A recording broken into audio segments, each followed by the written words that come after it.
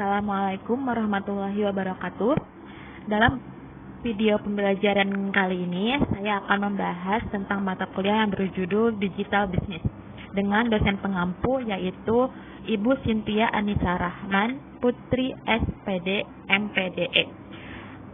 Dengan saya sendiri yaitu Siti Rohimah, NIM 28921700013 dari Fakultas Ekonomi dan Bisnis, Prodi Manajemen, Universitas Pancasakti Bekasi.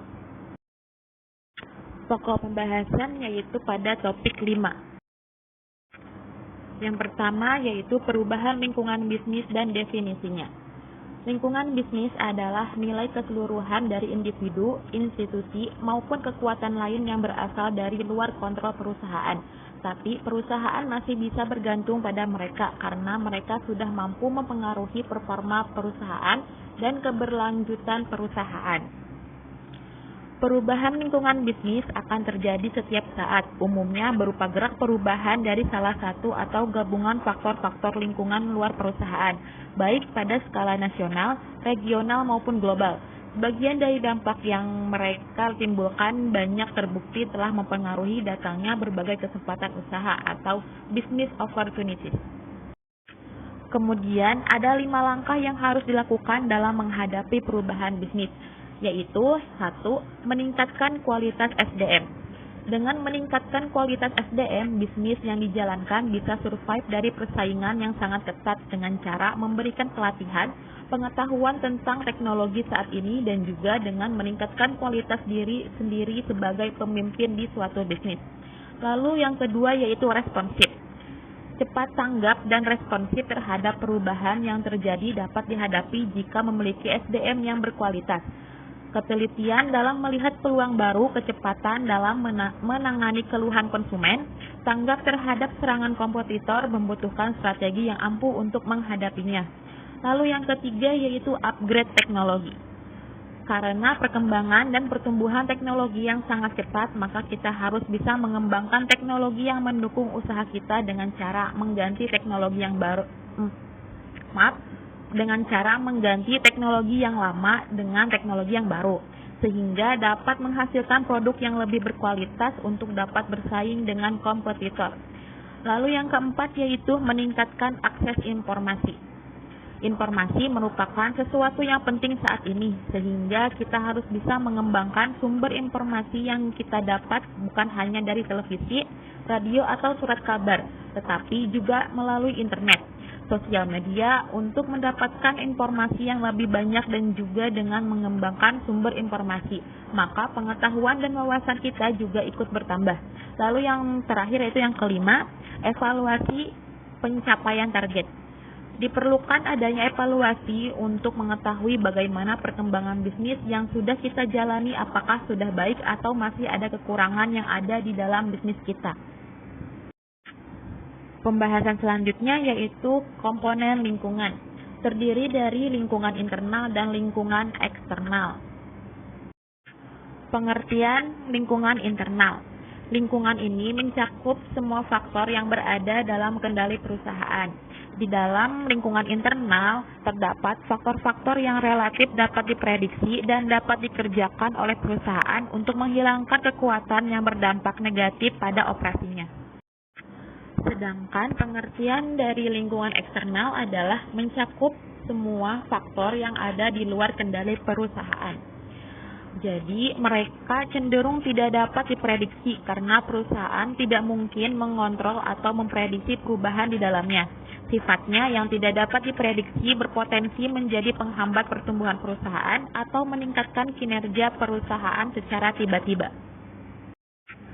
Adapun komponen lingkungan eksternal adalah lingkungan mikro dan lingkungan makro. Lingkungan mikro terdapat faktor yang pertama yaitu pelanggan. Di sini pelanggan merupakan kelompok sasaran bisnis. Lalu yang kedua yaitu pesaing, pelaku pasar lain yang menargetkan kelompok sasaran serupa dan memberikan penawaran serupa. Yang ketiga media, yaitu saluran yang digunakan bisnis untuk memasarkan penawarannya kepada pelanggan. Yang keempat yaitu pemasok, mencakup semua pihak yang menyediakan sumber daya yang dibutuhkan bisnis untuk menjalankan operasinya. Yang selanjutnya yaitu perantara, yaitu terdiri dari pihak-pihak yang terlibat dalam memberikan penawaran kepada pelanggan akhir. Poin selanjutnya ada mitra. Semua entitas eksternal seperti biro iklan, organisasi riset pasar, konsultan, dan lain-lain yang menjalankan bisnis dengan organisasi dan memenuhi kebutuhan pelanggan. Dan poin terakhir yaitu adalah publik. Mencakup grup manapun dengan kepentingan aktual atau potensial dalam operasi bisnis atau grup yang mempengaruhi kemampuannya untuk melayani pelanggannya. Lalu faktor pada lingkungan makro yang pertama yaitu politik. Kebijakan pemerintah, stabilitas politik, korupsi dalam sistem, kebijakan perpajakan, undang-undang ketenagaan kerja, dan pembatasan perdagangan yang mempengaruhi bisnis atau industri. Poin kedua yaitu environmental atau lingkungan. Semua faktor yang mempengaruhi atau ditentukan oleh lingkungan tempat bisnis beroperasi. Faktor tersebut meliputi cuaca, iklim, kebijakan lingkungan, dan bahkan tekanan dari LSM untuk menjaga lingkungan. Yang ketiga ada sosial, yaitu terdiri dari demografi negara.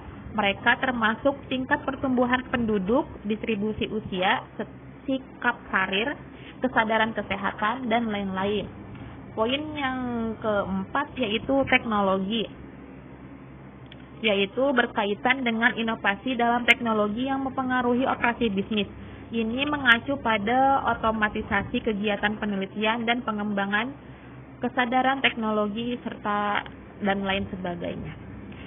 Lalu yang selanjutnya yaitu ada legal, yaitu hukum yang mempengaruhi operasi bisnis. Mereka termasuk hukum khusus bisnis, khusus industri, dan bahkan khusus negara bagian. Dan poin terakhir yaitu ekonomi, berkaitan dengan perekonomian negara. Mereka termasuk pertumbuhan ekonomi, nilai tukar, suku bunga, dan tingkat inflasi, dan lain sebagainya. Selain lingkungan internal dan eksternal, di sini ada juga lingkungan khusus, yaitu suatu bagian dari lingkungan yang mempunyai efek secara langsung relevan bagi organisasi dalam mencapai tujuan kerjanya. Lingkungan khusus merupakan suatu ciri khas bagi setiap organisasi dan dapat berubah sesuai dengan kondisinya. Adapun faktor dalam lingkungan khusus terdiri dari konsumen, pemasok, pesaing, dan kelompok kepentingan lainnya.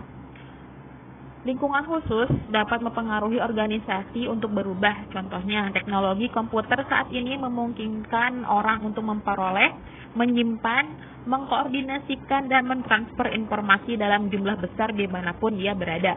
Namun, kemajuan teknologi juga dapat disalahgunakan oleh pihak-pihak yang ingin mengambil keuntungan pribadi, seperti pembobolan kartu kredit. Baik, akhir kata hanya itu yang dapat saya sampaikan. Mohon maaf apabila terdapat banyak kesalahan ataupun salah dalam penuturan kata dalam video pembelajaran digital bisnis ini. Saya ucapkan terima kasih atas perhatiannya. Semoga video ini bermanfaat untuk kita semua. Wassalamualaikum warahmatullahi wabarakatuh.